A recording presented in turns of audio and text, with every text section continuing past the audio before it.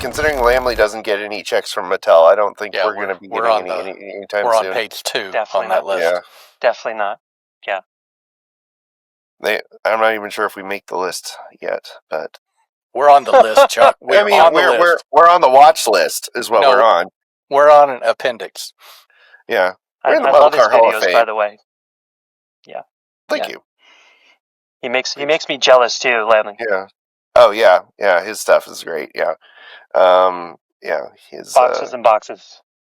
Yeah. Well, and yeah. I mean, and it's interesting, as big a following as he has, he's paid basically in just free stuff. So, like, that's the thing is, if anybody's thinking about getting rich on Diecast media creation, they have got another thing coming. Unless they can make a really elaborate track. Unless you can make a really elaborate track or make absolutely insane customs. And I can only think of one guy that's actually doing customs and makes his living off that, and he lives in Indonesia. There's a Diecast OnlyFans channel somewhere. I'm sure there is. Yeah, keistercars.com. Yeah. Anyhow, this is all right. The level of professionalism that Doug was looking forward to. My phone. It's all good. Don't worry about it. Needs to stop listening to me. All right. Do not By disturb the way, is on. I do have a story I like to tell about. Never been told, by the way. So maybe we can do this towards the end of the show, so we can keep the listeners engaged. Love it. Where it's a story about Hot Wheels and its relationship to micro machines. Never been told story. Cool. So this is breaking. Nice. It was told to me a few years ago. It didn't make the book, but I'll tell the story at some point. Awesome. Heck yeah. I dig it. Yep. All right. Yep. All right, guys. Well, let's light this candle because we're giving up all the good tea in the pre-roll. So let's do the show now. So in 3, 2. You're watching Diecast Breakdown with Chuck Ellis, David Johns, and Mark McHotwheel. So sit back, strap in, and hang on. The breakdown starts now. Hey there, folks. Chuck here, and welcome to Diecast Breakdown, one of many podcasts on the internet about tiny cars. There you go. There's one or two more. That's really nice. We appreciate the company. We see you, Diecast Podcast, and we are thrilled to be here, and even more thrilled by our patrons that make the show go. If you want to join their ranks, you can visit diecastbreakdown.com, where you can get merch. You can check out drivendreams.org, our charity that's being run by our dear friend Mark Berenson and his wife Kimber. But you can also join the ranks of our patrons, as I mentioned, by clicking the little boy, that was not good. All right. One take Chuck. That's what they call them. Until the second take, one take Chuck. And if you don't feel like visiting diecastbreakdown.com, you can click the little join button and join our members over here on YouTube. Members like Mr. David Johns, thank you, David. DrivenDreams.org, remember them. Elevation Diecast Racing, Jay Goldenberg, Christian Stanaland, Lewis Tanahara, Reviews Through Another Lens, and the Weber Brothers. Fancy list of fancy people. You can join them and the other patrons that you're seeing on your screen right now. But I am joined, as I frequently am, by my colleague, my co-host, my friend, Mr. David Johns. David, how the heck are you today? I'm good. It's cold. It's cold, Chuck. I got my Diecast Media Network hoodie, so we're ready to go. We got some really cool stories ahead for this interview. Really looking forward to it. Well, I'm looking forward to it as well. And as a commenter recently told me, we are not the best, but getting better. So we're going to do our best to get to this great show here. That's all we can do. We appreciate the constructive criticism over there. But somebody who is doing some really cool stuff. I'm really excited to talk to this because this is someone who's actually put pen to paper on some really cool stories that we haven't heard, you haven't heard, lots of people haven't heard about our favorite toys, hobbies, and passions. Doug Arcuri, author of Undercover Toy Stories, an anthology of real American inventions, available in hardback and softback, paperback if you're fancy, over on Amazon.com. So check that out. We're going to give you a reason to go over there and buy it by talking to Doug himself. So Doug, thank you so much for joining us today on Diecast Breakdown. Thank you for having me. So Doug, you've released this book. It came out mid-September. It's a really fascinating book. It's got a lot of really cool diagrams and pattern sketches on it. So tell me a little bit about your background as an author and how that led to the creation of this book. Well, that's if you have maybe 3 days, I can tell you the whole story, but I'll try to shorten it to a 2-minute or a 3-minute elevator pitch, maybe 30-second. But sure. Essentially, I'm a software engineer, so I've been blogging for 10, 12 years now, whatever. And I got into Toy Stories really just by fascination and interest. I have kids. We're playing with toys. I was obviously a kid at one time too, and I had toys as well. But I started seeing that my kids, like these toys that they're coming out with, are exactly the same or very similar to where I grew up in the 80s. And one of the toys that really attracted me was Stow and Go. And one thing led to another. And I basically started calling up people through looking through patent searches. And I befriended a lot of really great inventors from Mattel and others. And I started to get the kind of lowdown of where some of interesting die-cast play sets and Hot Wheels and other types of toys have come from. In fact, when I spoke to an inventor by the name of Derek Gable, who worked at Mattel early on when Hot Wheels was invented, he actually told me a story that's never been told. I'd like to tell it at some point in this podcast, so at least hopefully some people will stay to hear it, or scrub to the end and you'll hear it. But essentially, look for the big wave on the little waveform thing down at the bottom. That'll be where everybody's jumping to. Exactly. And he told me a story about Hot Wheels that there's actually an association with micro machines, but not in the way you think. And he told me a story. Yes, Hot Wheels was obviously invented. Well, it came out in 1968, but obviously it was a few years in the making. And both Elliot and Ruth Handler, Mattel, really made that happen. Elliot had a great salesman by the name of, I believe, Bernie Loomis. And he had essentially connected a few sales, basically Kmart, I think Ken Sanger. And they sold 50 million units, and then obviously they all just became successful. But we know Micro Machines came out in 1987, which is 25 years later. So I'll tell that story later. But lots of stories around that. Lots of stories. Back with more Diecast Breakdown after this word from our sponsors.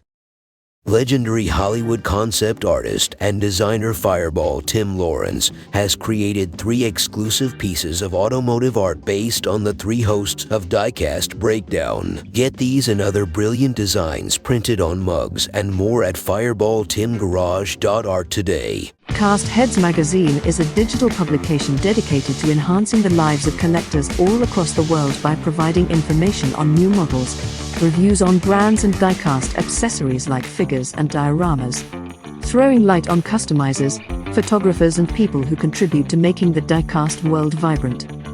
Subscribe to Cast Heads for free and look for collaborations with Diecast Media Network at castheadsmagazine.com. And now back to Diecast Breakdown. So before we dive too far into that, first of all, I want to know how you make friends with all these people. You just look them up, you stalk them on Instagram. What do you do? Where'd you find these people? So most of it was through patent searches. So on a patent, typically you have inventors' names. And with the power of Google, emails, phone, social networks, I was able to contact some of them and they began talking to me.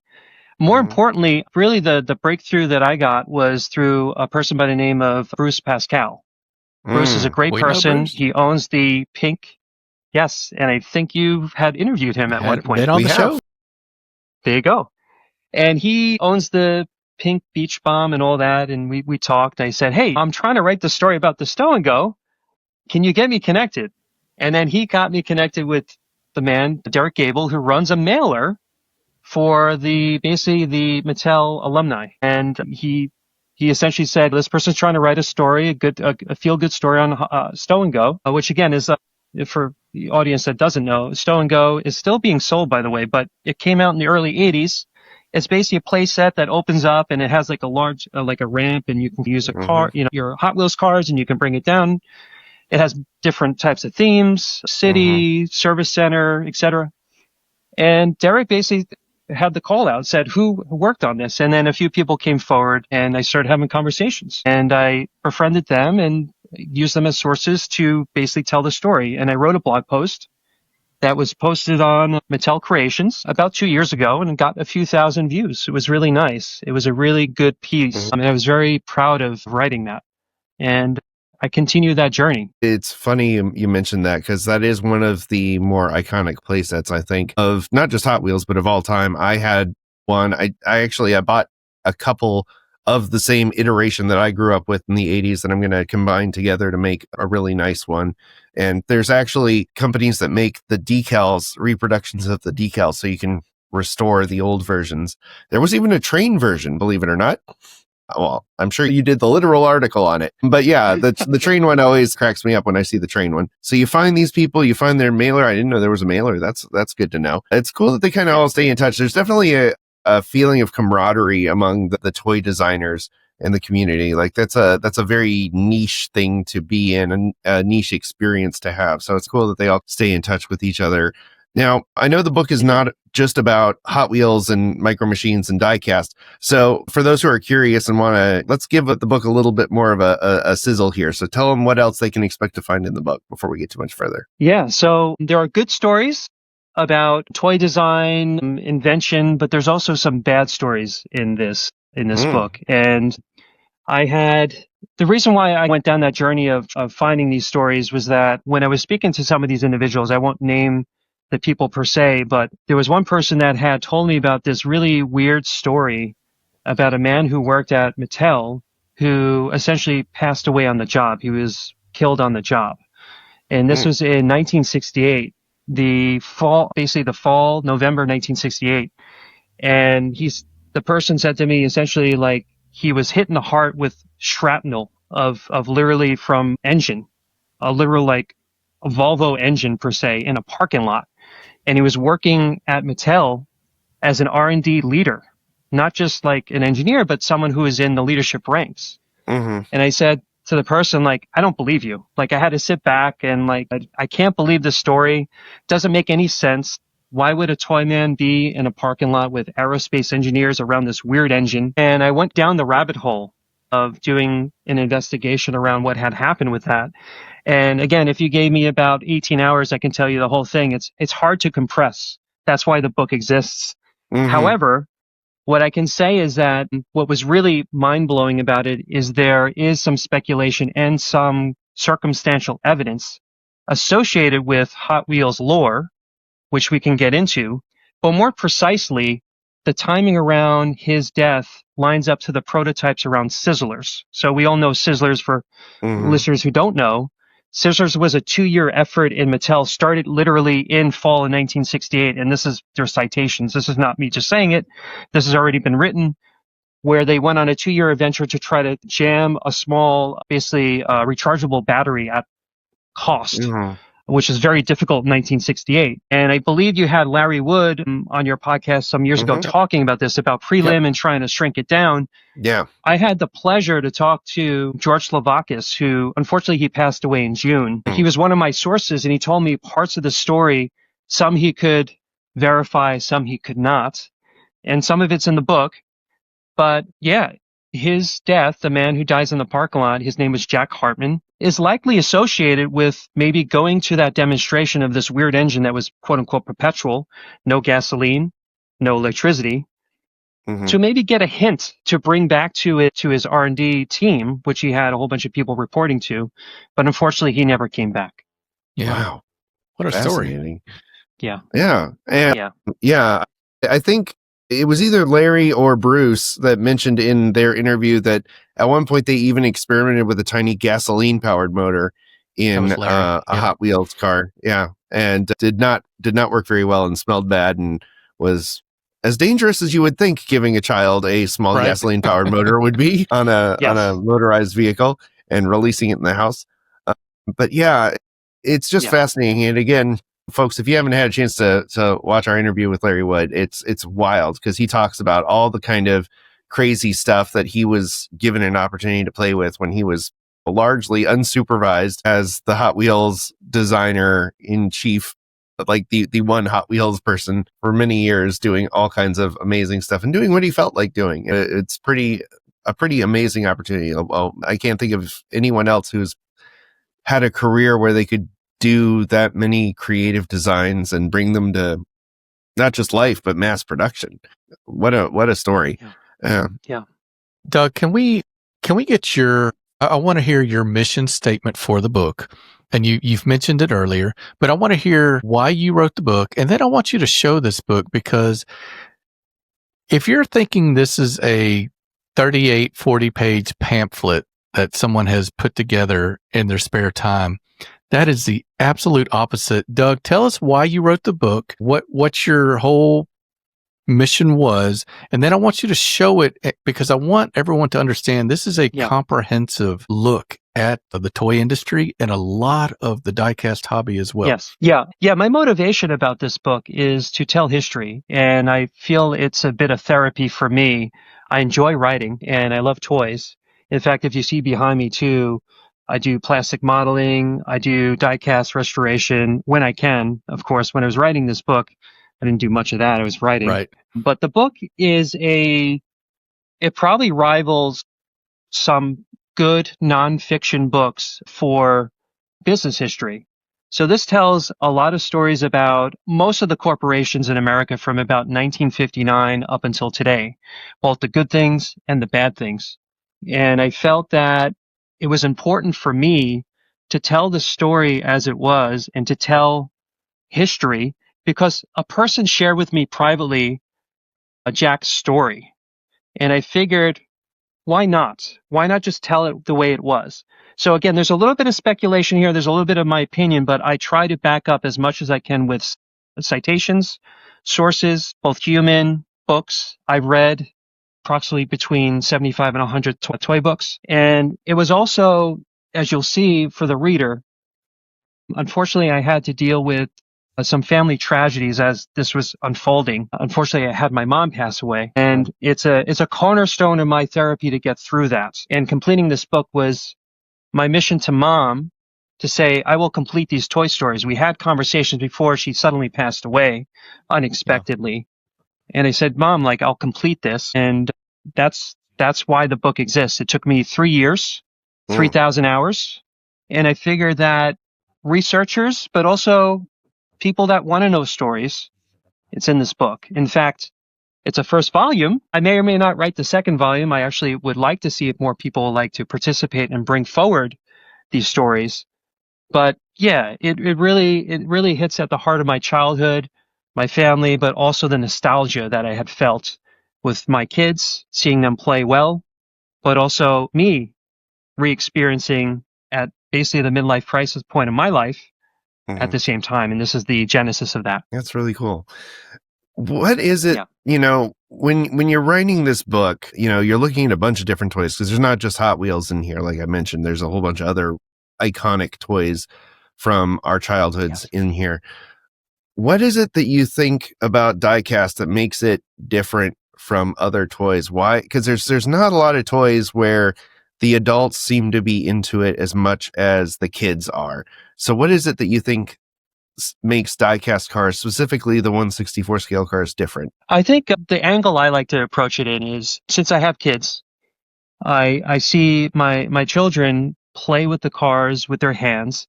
There's a lot of very interesting things that happen with that. There's obviously muscle memory. There's a whole bunch of things that I'm sure researchers have already understood about children. But I think diecast generally, you play to imagine. So the stow and go, going back to the play set, I remember this very vividly, and I saw my son doing this as well when I got one for him.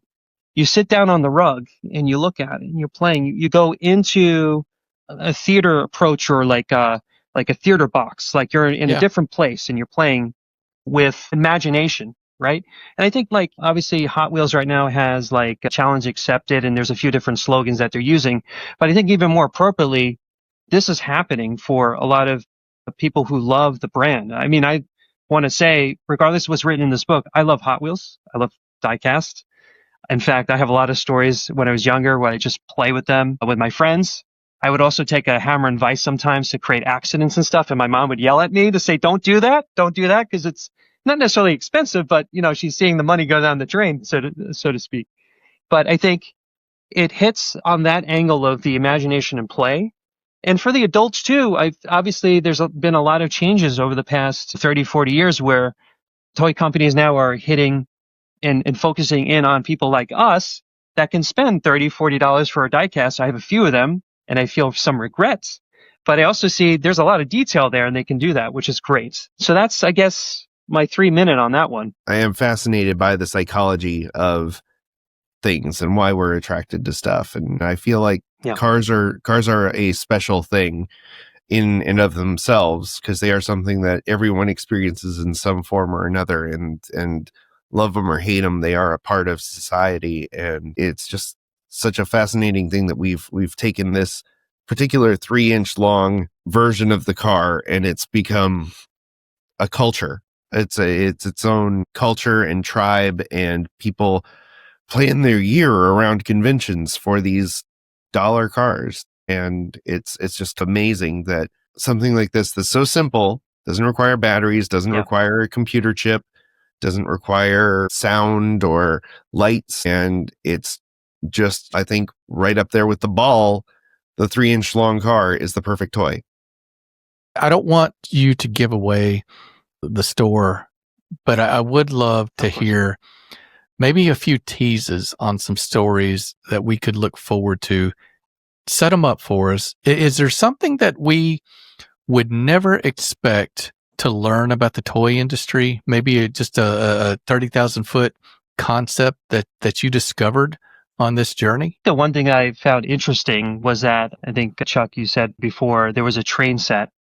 I spoke to Mike Zarnock very briefly, and I did, in this book, you'll find there's a chapter on Hot Wheels trains, railroad, essentially, and all the sets and all the things. And I had contacted really the main designer. Unfortunately, he just recently passed away. I could not get to him. His name was Phil Crane.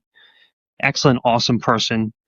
He was the type of person that would really craft very closely to making it real for kids, so to speak. And he had a really, I spoke to his widow, nice person. She told me all the stories. I also got in contact with another person, Tom Grimm, who was also working with Phil. He's still alive. And he told me about going to the hobby shop in Redondo Beach to look at the model trains and actually try to figure out ways to scale it appropriately for kids, but also keep the costs in line. And he kept it at, I think, a certain scale so that it would fit on the track, but make it smaller so it wouldn't fall off the track for kids to roll around, so to speak. And I find that thing so fascinating. I also want to share, too, Mattel did, the other thing I learned that I didn't really know much about, Mattel did trains, this is the segue, back in 1970. There was a train set called Hotline, which was literally right out after Sizzlers. And I learned about some people who worked on it. Obviously, George Slovakis was one of them. And it was just a very interesting time of them experimenting at Mattel that I didn't realize even happened.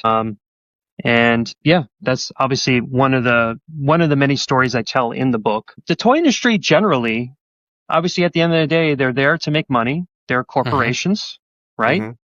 And they need to keep costs down. They need to keep engagement high. And right now they're focusing mostly on IP, of regenerating IP that's been so beloved over the course of many decades, but now also developing movies, which we saw Barbie and a few others really become successful. And I think they're following that model. Although I want to see what happens with Hot Wheels movie. Is it going to be another Fast and Furious? Hopefully not. Hopefully it's a little bit more interesting than that. But yeah, it's the toy industry is changing, and I've learned so much. I don't know exactly where to focus in on, but there's a few gotchas and a few wows in this book. I don't want to give it all away. No. But they're investigating the person who passes away in the parking lot, who gets killed, essentially. I found some really interesting things. I think this is even more wow, where Mattel they had the best rocket men back in the 50s and 60s.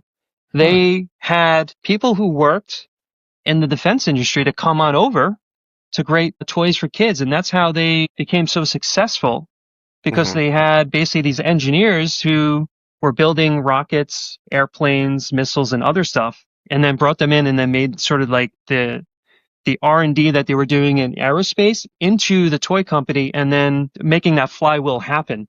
Sure. And that was another shocker for me. I like the term polymath to describe people that have multiple skills.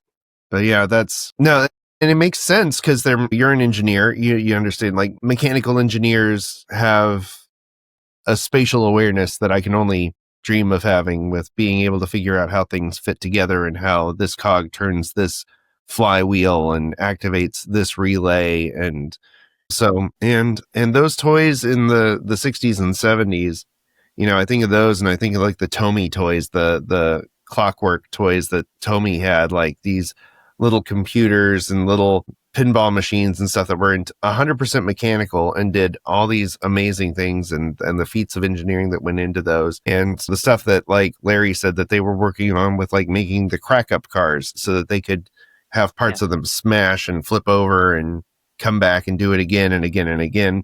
Or the Sizzlers, getting these little tiny electrical engines in there and having them move at a speed that's really fast but still enjoyable and safe for kids.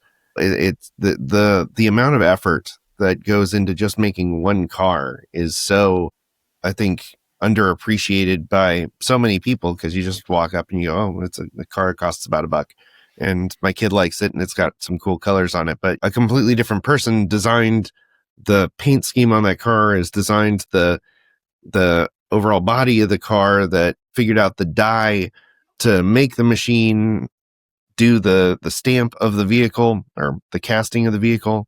And it's just like so many hands and so many thousands and thousands of dollars that go into just making one car. And then that car can get made into millions of versions of that one casting. Some of these castings that are still being made today were around in the 70s and 80s, or versions of them are being retooled to use today. It's really cool. Yeah. Don't touch the dial. Diecast Breakdown will be right back after these messages. Diecast Breakdown is produced in partnership with Twice Diecast and Driven Dreams Org on YouTube. Check out their channels in the video description and subscribe for more epic Diecast content. Hey, this is Larry Wood. This is Derek from Honest Diecast. Hey, this is Chad Reed from Round 2. This is Mike from Gaslands. The SRT Joe Vita Show. This is Champion DJ K. This is Mad Vision here. This is Diecast Dude. And you're watching Diecast Breakdown.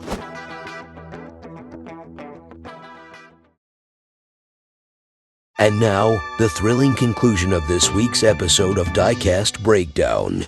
And Doug, we've talked a little bit about Hot Wheels in general, but does the book look at other brands besides Hot Wheels, or does it focus mainly on Hot Wheels? It focuses on many different brands. In fact, when you said Tomy, it focuses also on Tomy as well. In fact, I had done 2 chapters on that. One on the Big Loader, which is the mechanical wonder, as we all know, and also another one on Screwball Scramble, which frankly is a very interesting story because it's a refreshed brand after 50 years of being out there. In fact, it was one of the earlier games I remember as a kid that I had that we played, and they're stamping out new ones right now. In fact, they refreshed the brand a few years ago. So it talks a little bit about the history and shows about, they have quite a bit of patents. In fact, Tomy is there, right, with Mattel. Sure. It talks also, the other interesting but also sad, tragic story, apart from the man in the parking lot, Jack Hartman, it does talk about how it does go into some toy gun conversation. And there's a chapter in there, I wanted to know why toy guns have orange tips on them, right? And no one ever actually wrote that story. There's bits and pieces, and if you go on Reddit and others, people speculate about, obviously, legislation and stuff like that. I had done a lot of research during this writing project to unearth that unfortunately tragic story, but ultimately it may have saved some lives, where a person was playing, or a group of kids were playing laser tag at an elementary school after hours. And unfortunately, one person was killed by, unfortunately, police by accident. And that's actually somewhat of a darker, but also very important story to the toy industry that changed a lot of things. His name was Leonard Falcon, and he was running around with laser tag with the Z, which is trademark and all that. There's a chapter in there that goes through it, but it shows the way that it's written. It shows how the legislation happened through the eyes of a few other people, and how they also got involved, unfortunately, with their lives being threatened. And there was a man by the name of Horowitz who was on KNBC, which was at that point in time basically like a news program. And he was held at gunpoint with unfortunately, a toy gun at the end. And he essentially went forward to lobby in Congress and to make the actual legislation happy for toy guns for orange tips. So it's illegal to sell toy guns with orange tip or ship them through state lines and all that. And there's a whole interesting story around that. Yeah, it's David Horowitz is the person's name. Unfortunately, he passed away recently too. He was a celebrity, Emmys and all that. So it's a very interesting story there. Yeah. These are the stories I love, Chuck. Doug, thank you. I guess just, as a parent, as a toy collector, for all the time you put into this. I have two quick hitters for you. Give us an idea of the span of time that we're talking about, the toy manufacturer dates that are covered in the book. And then also, for those of us that are parents and have sons and daughters, talk about the scope of the toys we're talking about. We're not just talking about diecast cars. We're not just talking about boys' toys.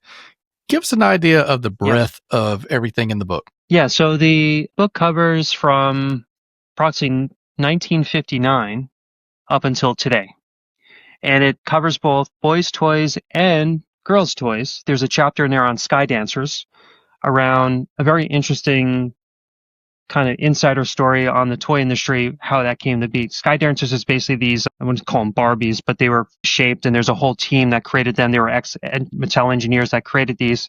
You zip them and they fly up like whirly birds is essentially what they created there. There's obviously laser tag that we talked about. Obviously there's discussion of Barbie, but there's also really another big chapter in here around Marvin Glass, who is also another very important person in the industry. And he created basically a royalty company that would create toys, prototype toys, and then sell them to Ideal, to Mattel, to Hasbro, etc. And in this book covers, just in that one chapter, approximately 23, 25 stories with the patent sketches. And there's also another story around Marvin Glass, both the good and the bad. Bill Paxton wrote part of that story around, and unfortunately there was a person that kind of went psycho, so to speak. His name was Albert Keller. Unfortunately, he had committed murder in the actual Marvin Glass. And that's obviously, some people know that story, some people don't, but that's covered in the book. But what's really interesting about it, there was a resurrection past that, where they had basically launched a toy right after that became very successful. I won't reveal it. You got to read the story, but they persevered after numerous very important and sad, tragic, 3 people were hurt and killed with that. But ultimately, it covers Marvin's attitudes. He changed the industry, and he set the path for a lot of toy makers for the next 50 years. So that happened in the mid-70s, and there was many different toys that had come out of it, things like Operation, Ants in the Pants. There's a guy, Jeffrey Breslow, very good, very excellent engineer, designer, prolific, essentially. And he talks a little bit about, obviously, he wrote his memoir. There's a book, Game Maker's Life, which is a great book. You should buy it. That kind of covers some of the additional things there, too.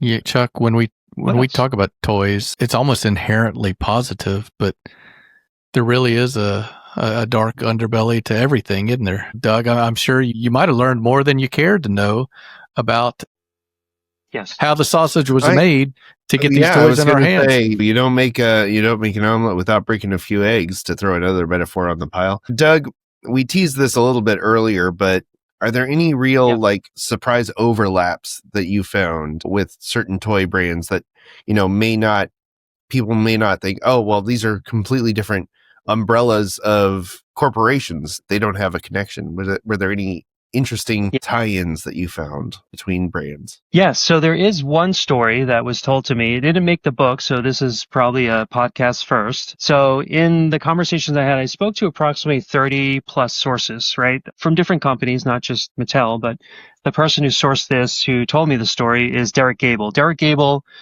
again, is one of probably the most interviewed people in the industry. We all know him.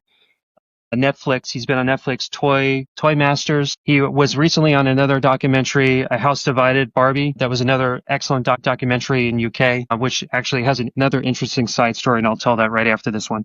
So Derek and I, we spoke about Hot Wheels a lot. I sat with him for numerous sessions in just understanding what had happened. And Derek obviously had spoken to other unauthorized authors, one being Jerry Oppenheimer, who wrote the book Toy Monster, another iconoclast type of person that written the underside of a toy industry. So if you had to associate one book, actually numerous books, so Forever Barbie, Toy Monster, a few other unauthorized, we're all in the same general area. I tell it like it is, and I go a bit farther.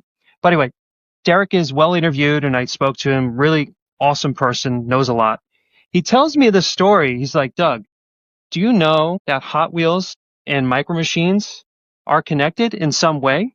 It's like, no, absolutely not. So he tells me the story. So 1970, Derek is a part of R&D. So again, R&D, preliminary design, they call it. There was a few competing teams, and Hot Wheels is out the door.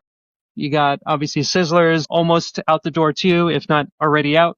1970. And these R&D folks, they have to go up to management and do demos, right? They have to show the prototypes that they're building. And any engineer worth their salt gets their prototype to the next step.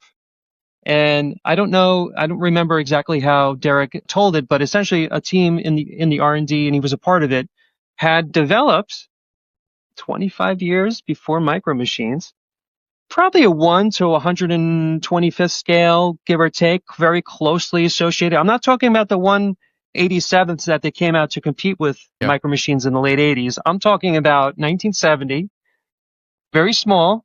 And they could have done this because, again, the Sizzlers was the first real kind of segue into doing plastic bodies, right? They obviously had the Diecast in Hong Kong that they were doing, but George Slovakis went over there and he was doing the custom plastic bodies. So the possibility of shrinking it down and making molds for smaller plastic, basically car toys, was very possible. So anyway, Derek tells me the story. They have on a table in Mattel, they have management, before management walks in, they have on a table little Micro Machines on tracks. So they have little accelerators. They're all going around, is making little whiz sounds. So you could think of obviously Hot Wheels, but a much smaller scale. Mm-hmm. He didn't get into specifics of what was actually prototypes, but let's just say there were numerous ones there on the table. Cloth was draped. Okay, good. Can't see anything. Management comes in, and in the management crowd is Elliot Handler. Elliot Handler is basically the visionary of Hot Wheels. The story goes that his grandson Todd had a matchbox, rolled it on the table. He says it sucks and gives it to Jack Ryan and a few other folks. Anyway, so Elliot Handler's in the room, and Derek's like, okay, it's time to reveal. So they take the cloth off, and this is a quote. In fact, I'm working on an article right now for Micro Machines right before the holidays. So this is going to be written on my blog in December, so you can read it later.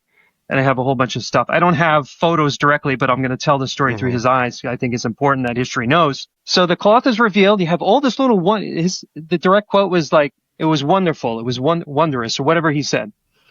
And you got all these little things running around, and it's great. And Elliot's eyes open up. Wow, this is amazing. But then after a minute, he's looking at it, gets more and more pensive, more and more concerned, more and more. And then Derek's like, holy smokes, what's going on? And Elliot basically says, this is great, Derek and team. This is amazing. But we can't have it competing against Hot Wheels. And he takes a long pause. Everyone's silent in the room. Derek, under his breath, probably said something like, all this effing work. Yeah. Elliot puts the cloth back on, the whizzing, all that, and walks out the room. It was never, ever casted. Never, ever put forward, because they thought, or Elliot thought, maybe it would cannibalize Hot Wheels. There could be, some people argue to say, well, there could have been like maybe a crossover and they could have done it like together, but no. So in 1970, there was a possibility that could have happened, but it didn't. But we know the Micro Machine story, where much later on, David Galoob and Galoob had partnered with Fun City Toys. I think there was a husband-wife team, Clem Hadeen and Patty Joe, and they basically work with them, and they obviously made history, not Mattel, but Mattel was so powerful as a toy company with all these aerospace engineers, they could have had it 25 years or 20 years prior to Galoob. That's crazy. And that's the story there. And it's funny because after that happened, and I believe this was after Mattel had acquired Matchbox, but Matchbox released their world's smallest line, which is not to be confused with the world's smallest blank that they're out now. Like, they do have a world's smallest Hot Wheels, but there was a world's smallest Matchbox line, and it was based on Matchbox castings because they had one like the Lincoln Limo, and they had the LTD, and they had a whole bunch of them, the Bronco 2 and tow trucks, and they were these little tiny cars. They were even smaller than Micro Machines as a attempt to compete with Micro Machines. And I was able to pick up a few of them on eBay because I had forgotten these existed. They only did them for like 1 year. I think it was 1989 or 1990 they did them, and they're really fun. These little tiny cars, and they look just like Matchbox castings from that era, and they're super cool. So keep an eye out for those next time you're at a toy show. They're a fun little bit of Matchbox lore that's gotten brushed under the table. But yeah, Matchbox and Hot Wheels have both delved into different scales at some point. Now, I've been intrigued by the 1/43rd scale Hot Wheels that they've been putting out lately, because that was an interesting move for them. And they're pretty good. They're really good looking cars. I've been tempted by a few of them. But yeah, so you mentioned, as we're wrapping things up, you mentioned that it kind of starts at 59 and goes through today. So what are some of the newer toys that you thought were worthy of being ensconced in this tome that you created? Yeah. The other story I talk about is the invention of the Poppet. So those things that you see all over the place. There's actually a very interesting story. It was partially written by some folks online, but I had put it all together, and I actually spoke to a first person source. There was a husband-wife team from Israel who invented these Poppets, but it sat for, I think, approximately like 40, 50 years. And it only really blew up about past 5 or 10 years. Really, the pandemic really set it off. So that is in there. There's also another chapter around just toy history in general. So I go from the early 1900s all the way through, and I do a little sort of blurb on each year or each kind of interesting year. I really pick it up by the mid 80s. So there's another book that was written, Toyland it's called. It was a book written in the 80s that kind of did the same. So I extended it all the way through till today. So for those people really interested to understand a bit about toy history, and literally a 3 or 4 page appendix, it's in there. And that'll give you a lot more information about what has happened and what was invented and the good and the bad, so to speak. So I also, in the book too, I hit a current event that's happening right now. I do a bit of speculation and really just more of information about what's happening with the toy industry and tariffs right now. So it's obviously it's a chapter that's still being written, but I figured it was important to put it in there towards the end because I was like, well, I could do something very recent before I get this out the door. And as long as it's very impactful, it should be written about. And I think that the tariffs are going to be really interesting to see how the toy industry keeps up with that. And we don't know yet, but the book has some introduction to that, and it will continue. And it's a story to be written. So yeah, the book is a very interesting collection of different good and bad stories, but really got me. The other thing too that I want to mention before we depart here is that in my investigation of going back to Jack Hartman, there's this thing that's happening with Mattel for the past, I don't know how many years. I think numerous authors have written about the disagreements between Jack Ryan and Ruth Handler and these things. What was really interesting is that there's Jack Ryan's daughter, Anne Ryan, had continued to talk about this. She has a podcast and all that. There was a documentary that was made about a year and a half ago or a year ago called Barbie, A House Divided. It's actually a very good documentary. You can see it. I don't know exactly where it is, but it's on one of the streamers. And in that documentary, which no other author picked up on, I guess I was the only one who knew because I was told a story about Jack that no one ever heard of before. There's a photo, and this is in the book, so you buy the book, you can see it too. A photo of Jack Hartman right in the middle of R&D, the man who dies on the job, with Jack Ryan and Charlotte Johnson, basically the person who had done all the accessories and dresses and other stuff like that, the wardrobe for Barbie, and all of the very important R&D folks. I know all their names. I didn't list all of them, but to me, it was very heart-wrenching because here's a man that passed away almost 6 years ago. No one's told the story, and you're showing a photo of a person right in the center, smiling, and all the other people looking at him. I don't know if some of the authors didn't even know. I spoke to M.G. Lord, the person who wrote Forever Barbie. She didn't know the story. I don't know if the other folks did. Obviously, the people who worked at Mattel only knew pieces of the story. I had to put it all together, and that's obviously a centerpiece to this. Basically, this Greek tragedy is like a Greek business tragedy. And I try to write it as best I can. I found really interesting, but also concerning information that was like, wow. They got away with a lot of things in 1968. Let me tell you that. I'm sure, no doubt about that. Listen, Doug, it's we're approaching the time where we give gifts, and I think this is a really cool gift for anybody, especially us, the three of us. Look at the three of us on this podcast right now. We are who the toy industry is going after. They know they've got us, but for all the collectors out there that love the nostalgia and the stories that come along with it and want to know more, tell us how we can get your book, and hold it up one more time so we know what we're looking for when we go on Amazon. Where else can you get it? Yeah. And I'm going to talk to the Diecast collectors specifically right now. Guys, there are pictures in it. I know we don't like books that are all words. There are some pictures in it. I promise that. Nice large Doug, print. tell us how we can get it and how we can give it to family, or we can send a link to a spouse who can buy it for us for a gift. Yeah, it's all you need to do is put in so here's like one of the patent sketches. I know it's a little bit blurry because I have blur on, but yeah, that's a Sizzlers, and you have a whole bunch of different patent sketches here. This is dark You can web get it on type Amazon. stuff. You have scoured. It's like you scoured the dark web for all these hidden technical drawings. Really cool stuff. Yeah. I didn't mean to go ahead. Say it one more time. Yeah, so you can just go on Amazon and just type in the title Undercover Toy Stories, and it should pop up. Look for Doug Arcuri, and that's the way you can buy it. Fantastic. All right.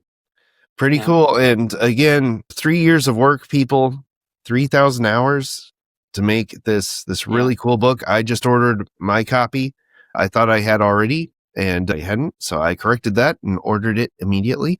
You can get it in hardback or paperback. It's a really cool little time capsule of a very pivotal time in the world of toy creation, and features our little hobby in there as well. And I can't wait to read it. It's going to be a really cool deep dive into this hobby that we know and love. So, Doug, again, thank you so much for writing the book, and thank you so much for being on the show today. Thank you. And thank you, watchers, listeners, wherever you are, if you're listening to us over your favorite podcasting app. We appreciate you tuning in. And did you know we have faces? You can see them over on YouTube.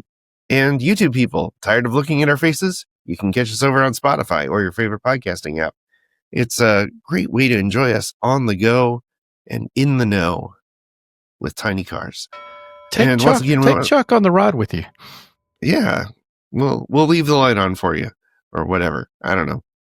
I'm very tired, but we are grateful for you. We love the Close Down crew. Make sure you leave a little comment letting us know that you were part of the Close Down crew finishing this episode up. And while you're down there leaving that comment, make sure you hit the like and subscribe and all that fun stuff. And if you really enjoy what we do, you can share it with your friends, or you can hit the little join button, or visit diecastbreakdown.com and join our ranks as a patron. Again, check out drivendreams.org. That's the season of giving, and we're going to take it all the way through to the end of the year, raising 25,000 cars for kids in need all over the world. You don't have to write a check. You don't have to lick a stamp. You just have to pick up a couple cars and give them to some fine organizations near you that help kids who are having a bad day. And as always, we want to thank you for coming along with us for the ride. So until next time, stay fresh, cheese bag. Thanks for listening to Diecast Breakdown. If you enjoyed today's show, please rate us 5 stars on Apple Podcasts and tell a friend to listen in. Find Diecast Breakdown on your favorite social media platforms, or visit diecastmedianetwork.com to learn more about this and our other projects. Diecast Breakdown is a presentation of Flying Valiant and the Diecast Media Network.